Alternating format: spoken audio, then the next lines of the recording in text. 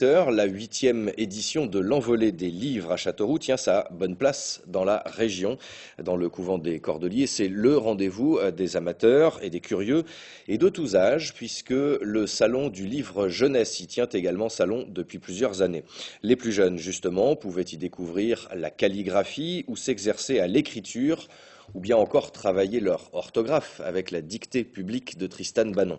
Sous l'œil du parrain, l'écrivain Serge Joncourt, cette édition 2014 mettait à l'honneur les ouvrages liés à la musique et à la chanson. C'est ce qui a plu à Laurent Mabed.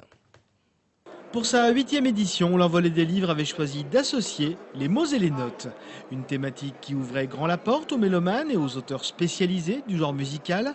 Ainsi, le Vierzonais Jean-François Jacques, spécialiste du rock français, avait-il fait le déplacement pour présenter son dernier ouvrage consacré au groupe Bijoux.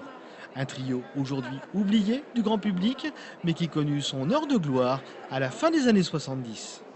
Ce qui m'a motivé, c'est que déjà ça correspond à une époque 77-83 où le rock français a explosé. Bijoux, ils ont été des précurseurs, ils ont été les premiers à rechanter du rock en français, bien avant Téléphone. Voilà, ils ont remis aussi au goût du jour une certaine façon de pratiquer le rock français, avec une classe incroyable, puisqu'ils avaient des tenues vestimentaires, le look. Ils ne se prenaient pas au sérieux, en fin de compte. C'était des rock'n'roll stars, il n'y a pas de problème de ce côté-là. Ils jouaient le jeu à fond, mais sans se prendre au sérieux. C'est à une autre icône, mais cette fois-ci planétaire, que s'est intéressé le musicologue Mathieu Thibault. Son ouvrage, consacré à David Bowie, revisite le mythe de cet artiste complet et en perpétuelle évolution. Il y a quelque chose qui est très important chez Bowie, c'est cette image de caméléon qu'on a un petit peu tous quand on connaît un peu le personnage.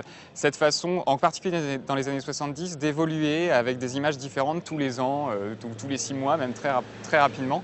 De changer à la fois de style vestimentaire, mais aussi de style musical. Évidemment, ce qui doit rester au final, c'est Bowie, l'artiste complet, c'est-à-dire Bowie le musicien, Bowie l'acteur, un des premiers à avoir fait l'usage de théâtre sur scène, de mime, de chorégraphie, de costumes à changer, etc. Donc c'est vraiment une œuvre globale et, en termes artistiques. Tout au long du week-end, le couvent des Cordeliers a accueilli des tables rondes consacrées à la musique rock et son influence sur les jeunes générations. Des moments forts et parfois émouvants, comme pour celle-ci dédiée à Nirvana et au rock des années 90. C'est des mythes et on a grandi avec, on s'est construit avec leur musique. Et c'était aussi dans le livre une façon de rendre hommage à des icônes qu'on a tant aimées. Et c'est une façon de leur redonner vie, de leur faire aussi en tout cas pour Kurt Cobain, de lui faire un tombeau. Pour moi, ça a été la manière la plus chouette de l'enterrer vraiment pour moi et en même temps de lui rendre hommage.